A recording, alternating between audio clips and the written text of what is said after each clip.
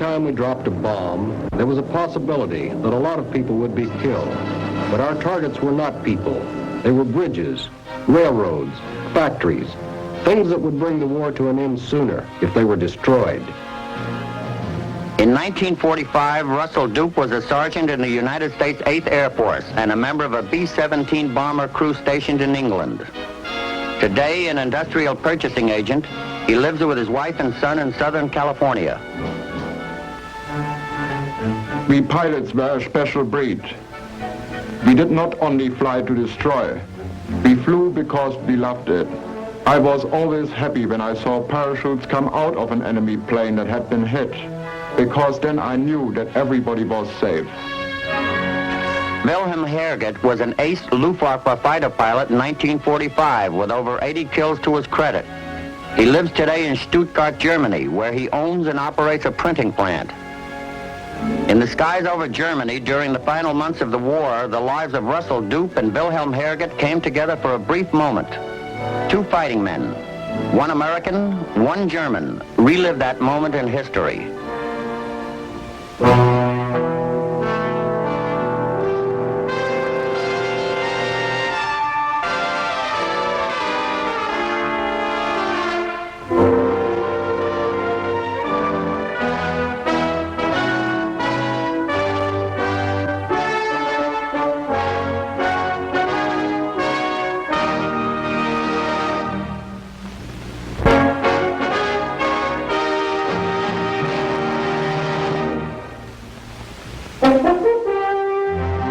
In January 1943, the Allied leaders assign a top role to air bombing. The terrors of sky warfare, first used by Germans, are now to be turned on Germany. The Allies are prepared to drop 2 million tons of high explosive on strategic targets. Germany is to be bombed into submission.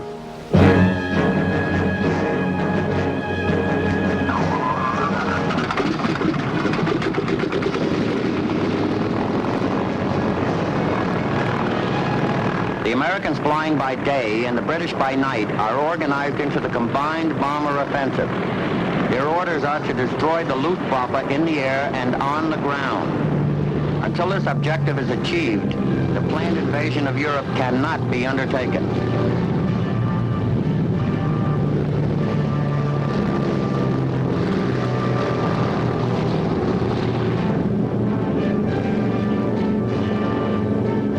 Rugged and dependable B-17s are the mainstays of the American air fleets.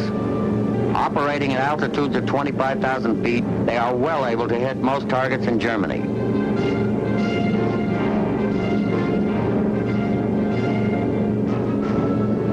With each passing week, the airstrikes gather momentum as more crews and bombers are sent off by day and by night from England. One American airman joining these attacks is Corporal Russell Duke. We have had two different briefings, and we've been told what our target is and the things to watch out for. We seldom go to Berlin or any other target in a straight line. Also, we try to alert as much of Germany as possible to keep them guessing as to what our target is going to be. As we reach the continent, a feeling of tension begins to mount. It will not leave us until we return to home base.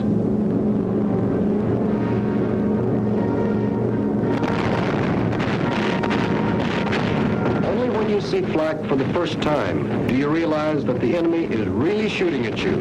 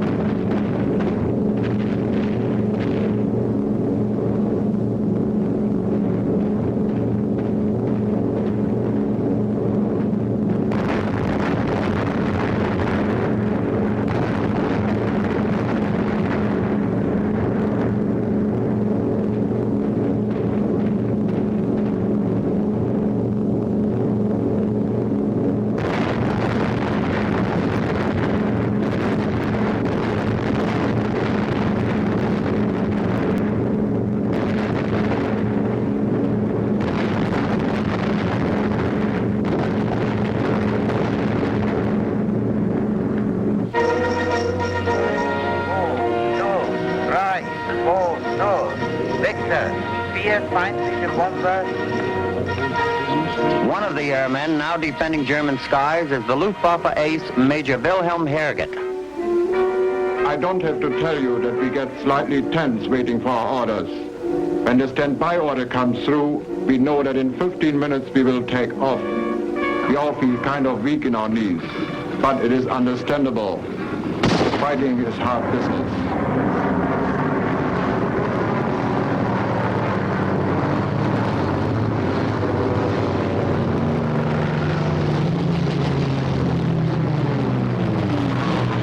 Hier spricht 7 Victor. Victor, Victor, Victor. 3, 2, 0.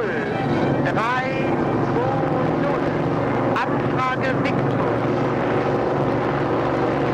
I climb up to 6,500 meters. Has the pilot seen me or not?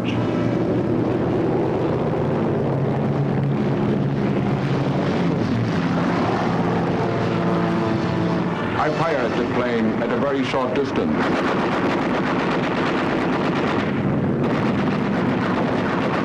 I get caught in the spin of it and begin to roll down. At 2,000 meters, I manage to catch myself.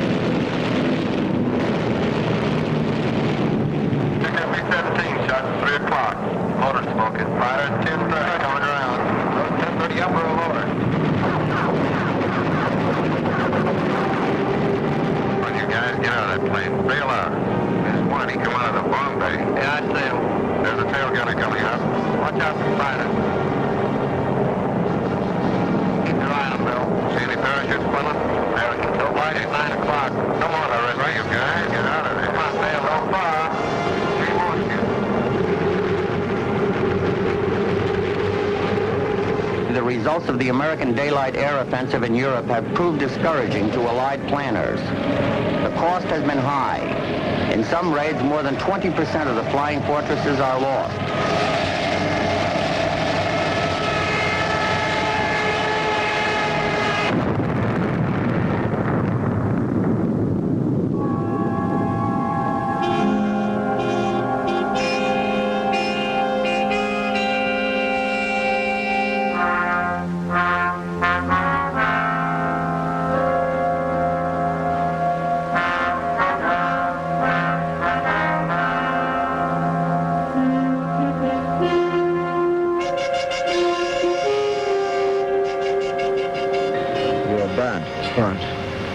Very dangerous, it's painful? No, it's not painful. Your name is Philip J. Gibbons. Yes, sir. Gibbons, Are you wounded? Twisted ankle. Twisted ankle, but that's all. You can walk after all. Yes.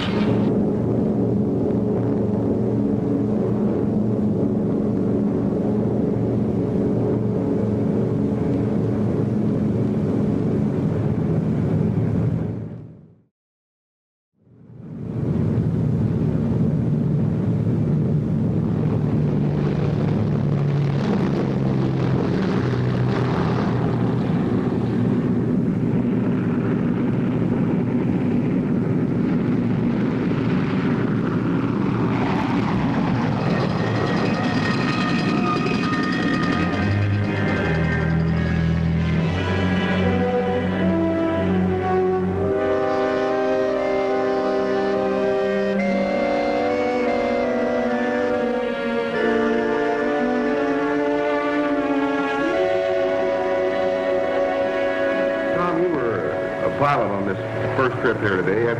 Can you give us a story on what you ran into right around the target or any enemy defenses? Well, Captain, we approached the target over the river, practically on the target, where we ran into quite a bit of flak, dropped our bombs. Looked like we did a lot of good, and did a hell of a lot of good. Well, we were attacked by either some 190s or 109Es.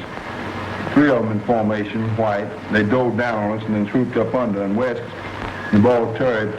Who's West, this boy here? Yes, he's my ball turret man. He knocked one of them off, at least one, I'm pretty sure. 1944 has opened with furious air assaults on the Luftwaffe forces. But now with new Mustang and Thunderbolt fighters arriving in increasing numbers, daylight bombing becomes practical.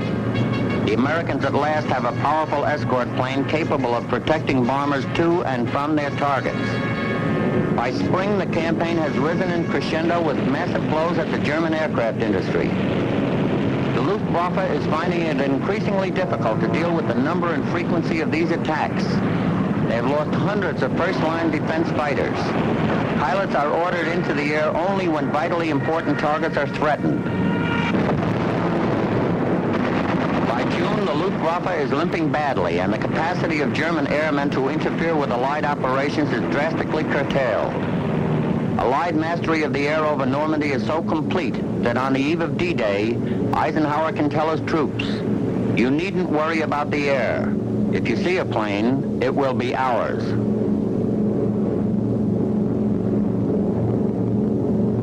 It's a clear day, so we'll bomb intermittently. One button, one bomb. Salvo is when every bomb in a bomb bay goes at once. But today we drop bombs so they hit every 50 feet or so. They are thermite bombs, which break into large hot clusters, hot enough to burn right through steel.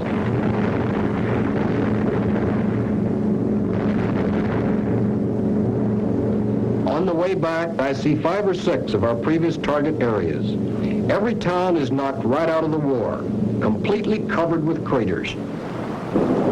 In September, top priority is given to 11th hour retaliatory measures. The V-2 was launched against England. Traveling faster than sound, the bomb-carrying rockets cannot be stopped by anti-aircraft guns or fighter planes. But Londoners by now have grown accustomed to Hitler's scare tactics and prove once more they can take it. Their view of the buzz bomb is, you'll always hear the one that's missed you, but never the one that's hit you.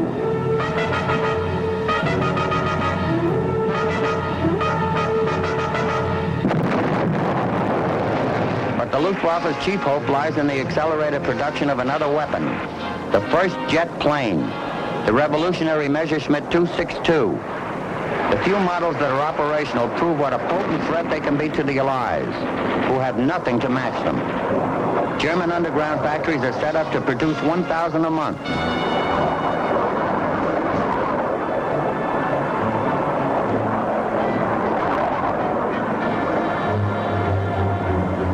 The cream of the Luftwaffe pilots are gathered together to fly them. The rockets enable us to take off from a relatively small runway. The plane is airborne after only 1,200 meters, and the landing gears rolled in before you know it. The average cruising speed is 900 kilometers, and with a little bit more pressure, it can be brought to the speed of sound. It is unbelievable. We feel again that Germany is the master of the air.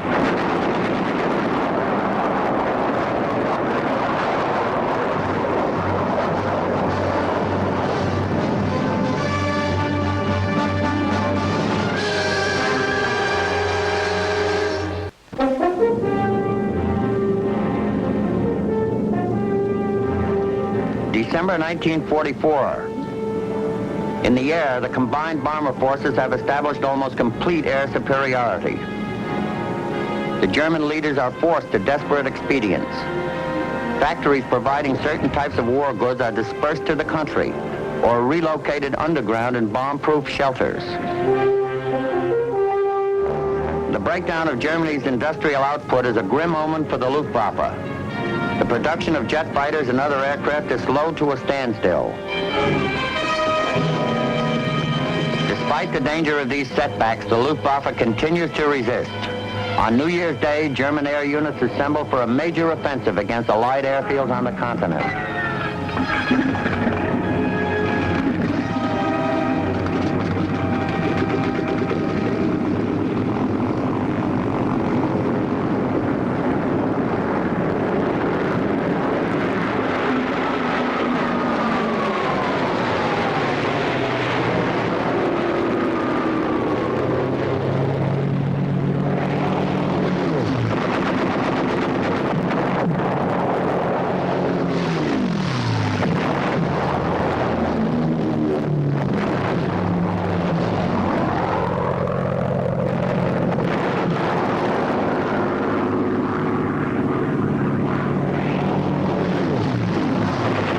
Of Allied planes are destroyed or severely damaged. It has been a brave but hopeless effort, for the Allied air offensive continues to increase its power to destroy.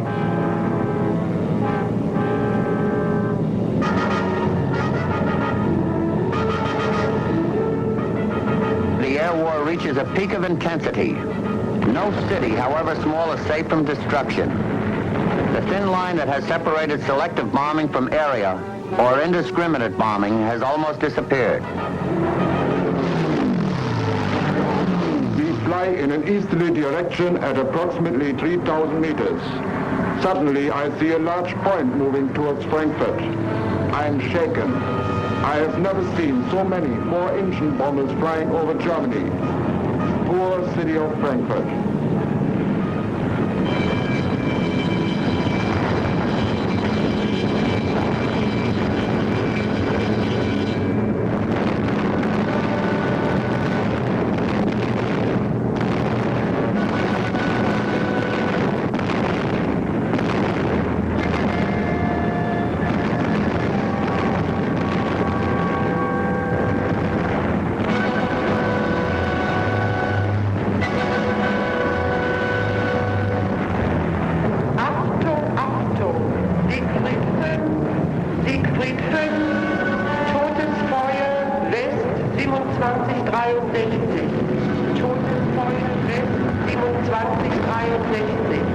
Schwarze Armada A 2964, Höhe 6000 Meter, Höhe 6000 Meter. Achtung, Achtung, Siegfried 5, Siegfried 5.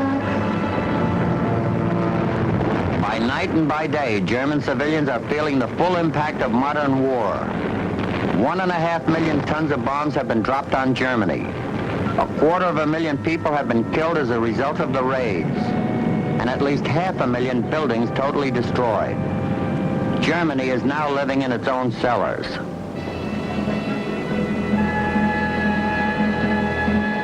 Despite the devastation the endless tons of bombs bring to their cities, the Germans manage to keep home morale high. Our walls may crumble, but never our hearts, is the slogan planted over the rubble.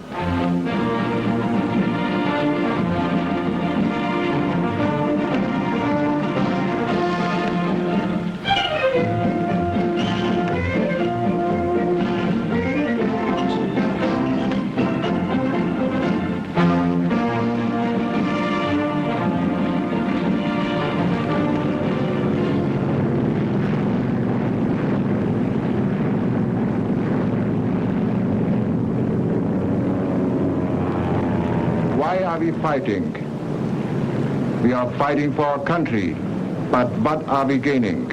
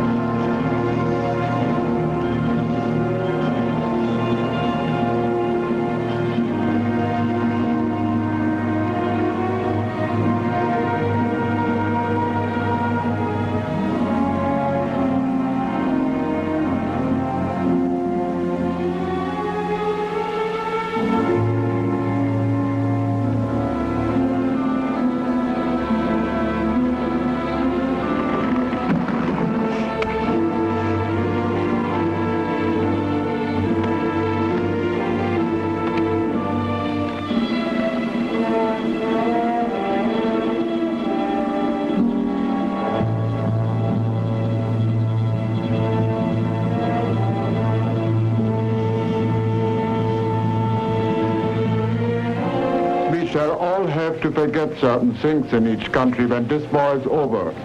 And we will forget. One day we will shake hands across the border, and there won't be another war again. We will shake hands and try to understand one another.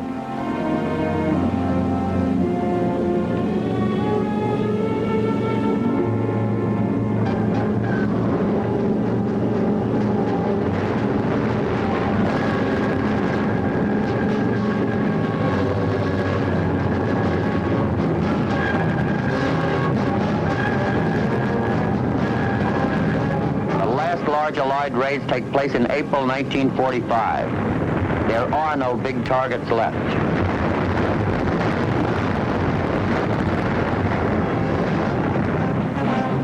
If victory in the air is complete, the war on the ground is destined to continue a while longer. The collapse of the Third Reich is assured. Its economy is in shambles. Its armed forces destitute and immobilized. Its industry out of commission.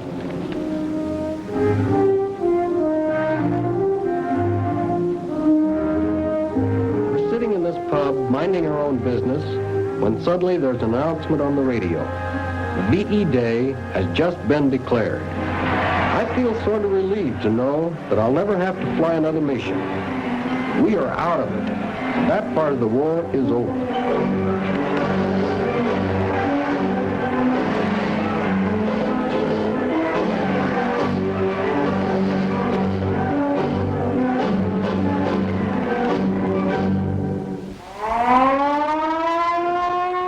Wilhelm Herget will make 655 flights before being captured by the British in May 1945.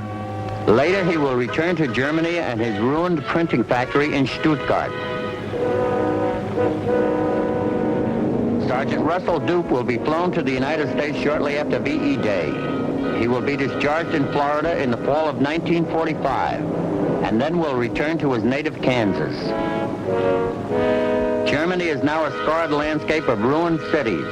Berlin, Hamburg, Dresden, Cologne, Frankfurt, Bremen, Mannheim, and a litany of others.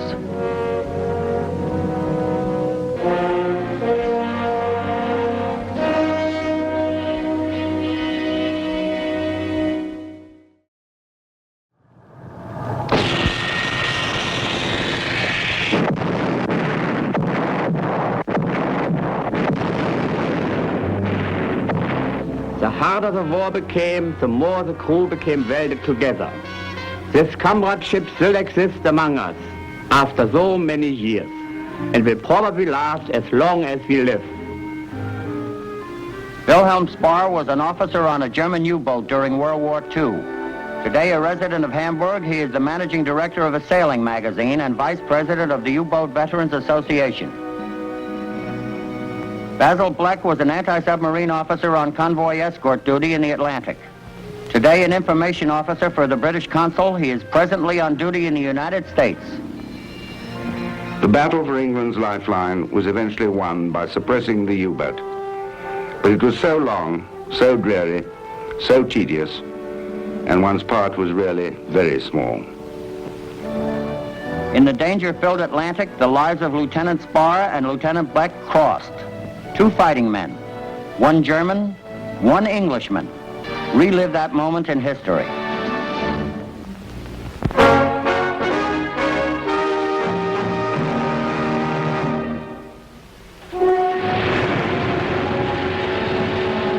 September the 3rd, 1939. The British passenger liner Athenia, torpedoed by a German U-boat, sinks off the North Irish coast. Of her 1,450 passengers, many in flight from the European war zones, 120 perish. The sinking of the Athenia underlines a brutal fact.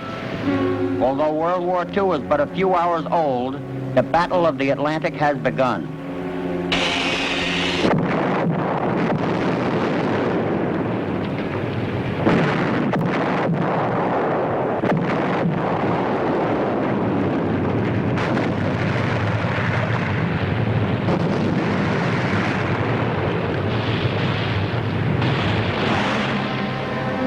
Because German naval strength is inferior to that of the British, heavy reliance is placed on the effectiveness of the Unterseeboot.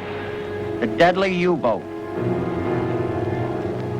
From the beginning, the objectives are clear to the German High Command. England, an island nation dependent on her shipping for survival, must be strangled into submission. Her lifeline severed and her sea power destroyed.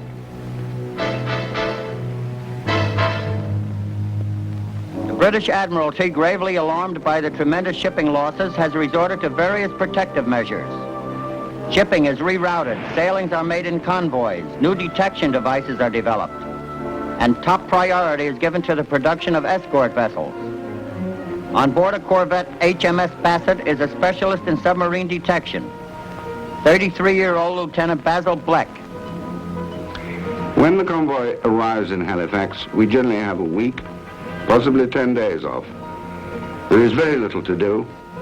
We have parties when we hash over what has happened, where each has been, why so-and-so got lost or off course, and one thing and another of that sort.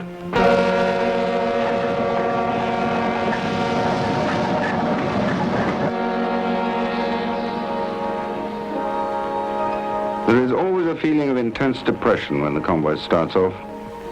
The captains of all the escort ships are told the course the convoys will sail and the evasive actions to be taken. Some of the convoys are terribly slow, down to about 6 knots, and one wonders if we will ever see land again. The trip just seems to go on and on and on. Submarine warfare is a listening warfare. We are allowed to break radio silence only when we make what is called an enemy sighting report, when we have actually come in contact with the enemy. This quiet is probably one of the worst things for the men, being shut off from the world, of constantly having to listen, of having to try and detect the enemy.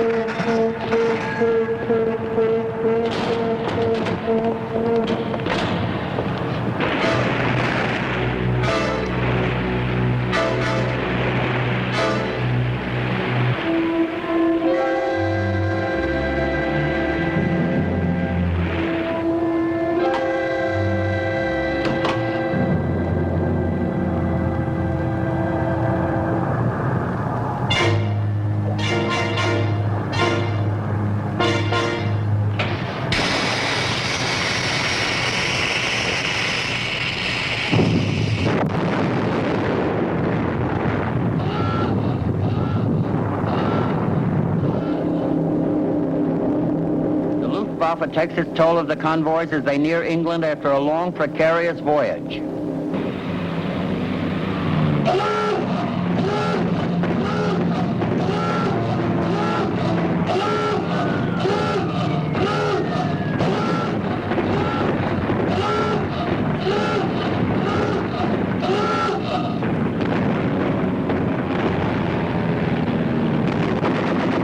We are nearly always spotted, if not attacked.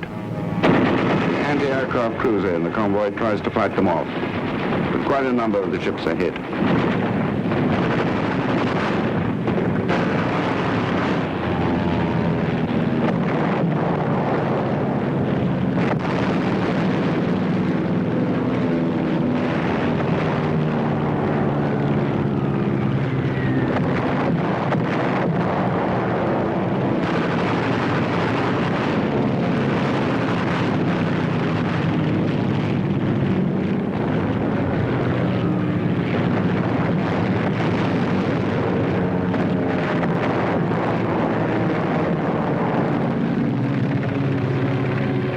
By the summer of 1940, German bomber attacks on shipping turned the English Channel into a death trap. But it is the U-boat alone that in 10 months accounts for more than 400 British and neutral vessels, the equivalent of over 1 million tons of merchant shipping. By December, U-boats have claimed another 300 Allied ships at a cost to Germany of only 24 submarines. Frequently, after an attack, we are detached to look for survivors. We drop scramble nets down our sides and steam very gently into the area, moving backwards and forwards over the wreckage. Looking for survivors is very depressing. One sees men drowning, and it is too late for help. We are forbidden to put off small boats, and we aren't allowed to stop because we'll present a sitting target. The survivors come alongside, sometimes in boats, sometimes swimming, and then up the side of the ship on these nets.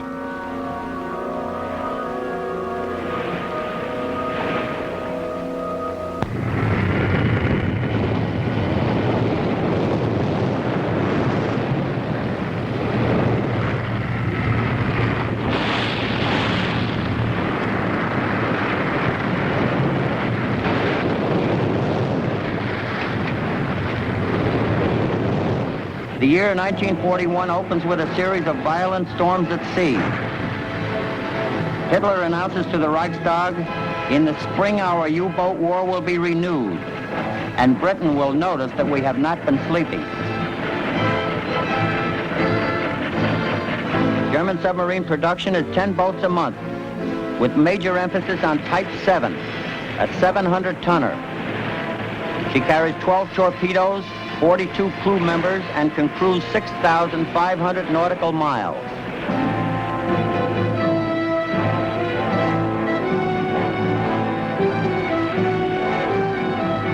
The U-47, already famous for sinking the British battleship Royal Oak, is under the command of Lieutenant Prime. Aboard is a young navigator, Lieutenant Wilhelm Spar. The living conditions are very cramped. We have a great deal of equipment on board. The majority of torpedoes are stored in the bow or in the afterdeck. The men literally sleep on torpedoes.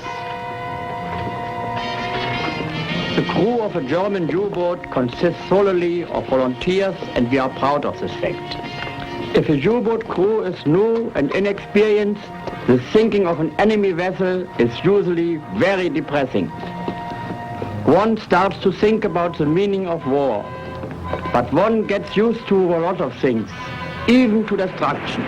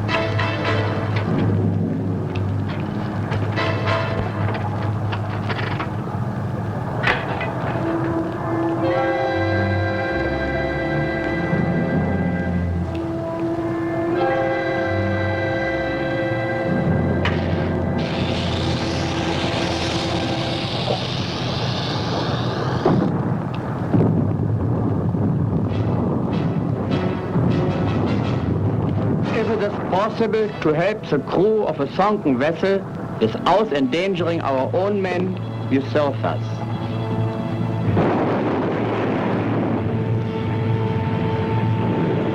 Lifeboats are put out and survivors are rescued and helped into life rafts. We furnish them with water, food, cigarettes and rum, and we give first aid to the wounded. If possible, we radio a neutral ship in the area. Sometimes we even manage to tow whole crews in their rafts. All this can only take place if the enemy defense does not bother us.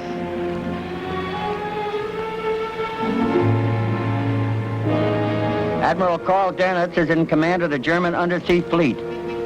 As the enemy's defense measures strengthen, he devises new battle tactics.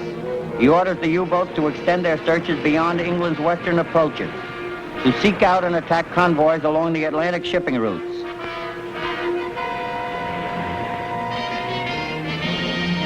The first U-boat to sight a convoy radios in the position and course. U-boats in the vicinity rendezvous ahead at a designated point. Then, under cover of darkness, the assembled U-boats close in for the kill. It is the heyday of die Rudel tactic, the so-called wolf pack technique.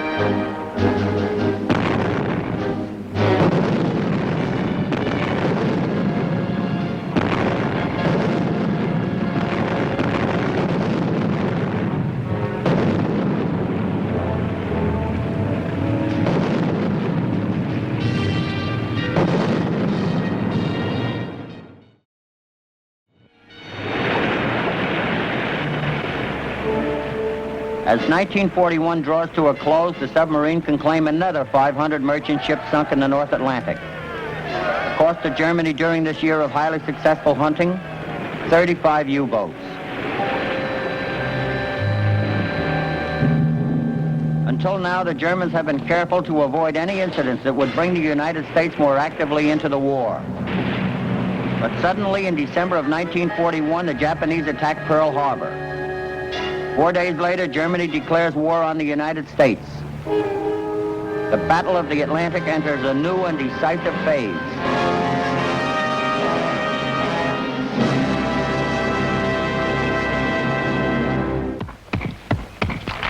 With America's entry into the war, maritime construction soars. Shipyards across the nation turn to the task of creating the largest and most powerful merchant fleet the world has ever known. In spite of this all-out effort, the number of ships being sunk by U-boats is still more than the United States can replace.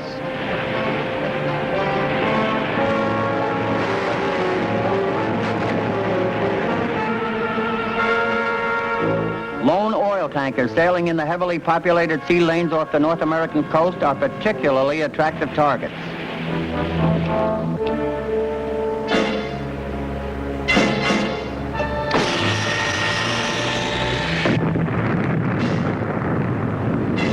Admiral Dernatz comments, "Our submarines are operating inshore along the coast of the United States, so that bathers and sometimes entire coastal cities are witnesses to blazing tankers and the drama of war." By the spring of 1942, a coastal convoy system is in effect along the Atlantic seaboard. Protective air cover, along with other defensive measures, forces the U-boats to retire once again to the North and Mid-Atlantic. The great fleets of merchant and troop ships are guided by escorts fitted with sonar and anti-submarine weapons. Carefully regulated formations move at a speed dictated by that of the slowest ship. The zigzag course adds many extra days to the 2 weeks or more at sea. At night, the blacked out and silent ships are a menace to one another, for there is always the danger of collision. Bad weather is another enemy of the convoy. The unpredictable Atlantic is often as deadly as the unseen U-boat below. Our principal preoccupation is to keep the convoy together. In heavy weather, an attack will not develop, as U-boats sit out storms. It is very rough, very cruel, very uncomfortable. One's legs are bruised from the thigh down because we are continually banging against things, getting thrown this way and that.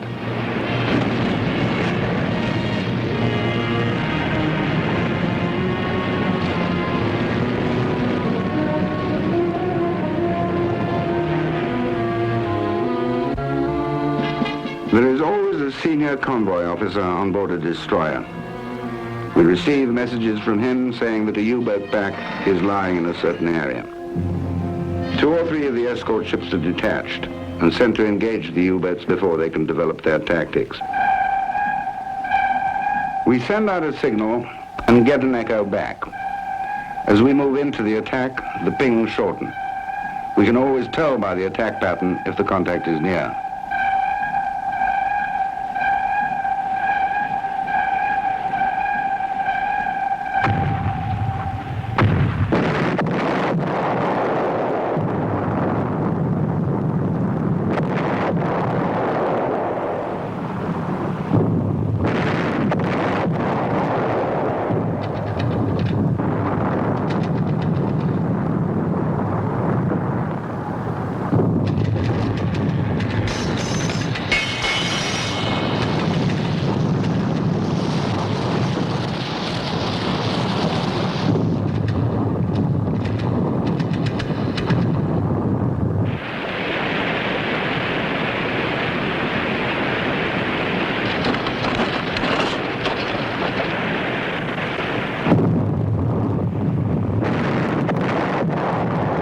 Explosions block out the echo completely.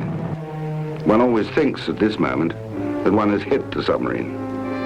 But we cannot be credited with a hit unless we can turn up visual evidence, floating debris or oil slicks. One can spot whether the U-boat man is a good man or not by the evasive action he takes. We try to pick up the echo again, but we do not.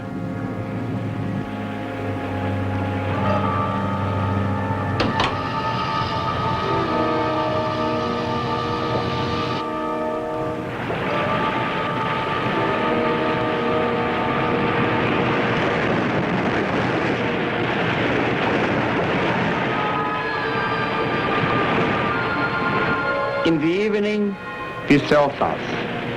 We have escaped our guard. Ah, but how our poor boat looks. Our compasses do not work. Only by means of the polar star can we make out our directions.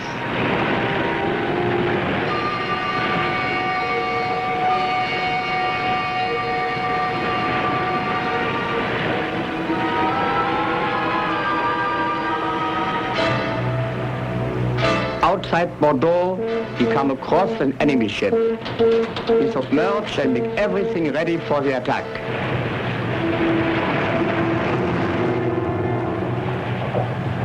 The enemy comes closer.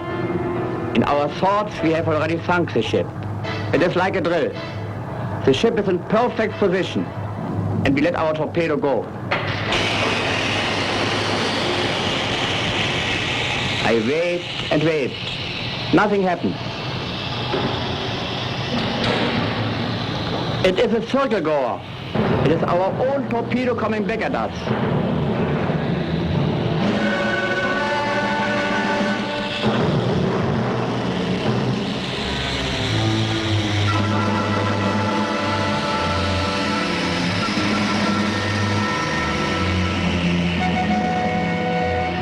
Our torpedo goes right over our heads. The dear Lord has put his big thumb between us and the torpedo. We come to periscope depth. The enemy ship is continuing on its way. We are relieved that all is well. We could attack the ship with our deck guns, but we decide not to. We have lost the spirit.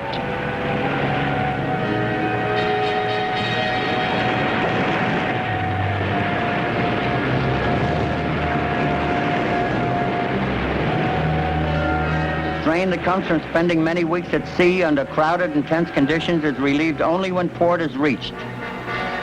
There, U-boat crews are treated as heroes and given special consideration.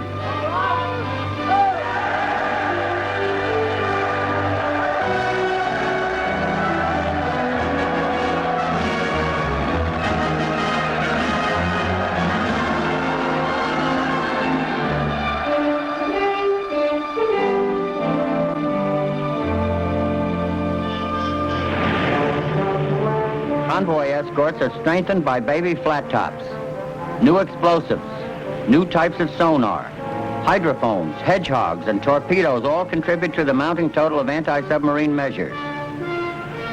Still, U-boat successes reached the highest peak of the war in November 1942. 117 Allied ships are sent to the bottom. It is a figure which conceals the fact that more U-boats are being destroyed than ever before.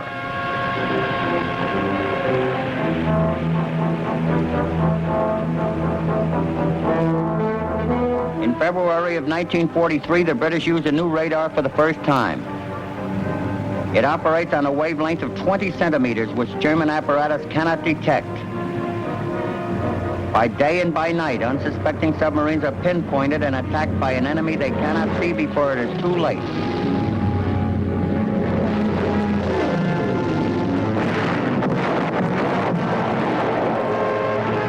By June, Allied strength with revolutionary scientific methods has sealed the fate of the U-boat.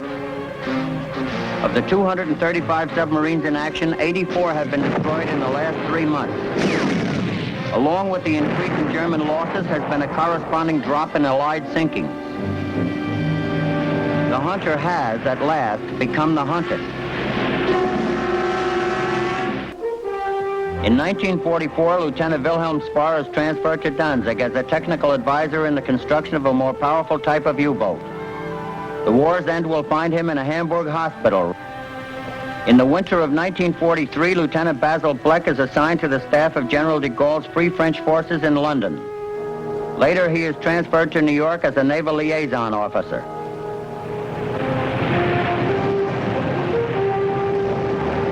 (1943) marked a turning point in the Battle of the Atlantic. It was then that the U-boat lost the initiative. Yet many months would pass before peace would return to the neutral sea.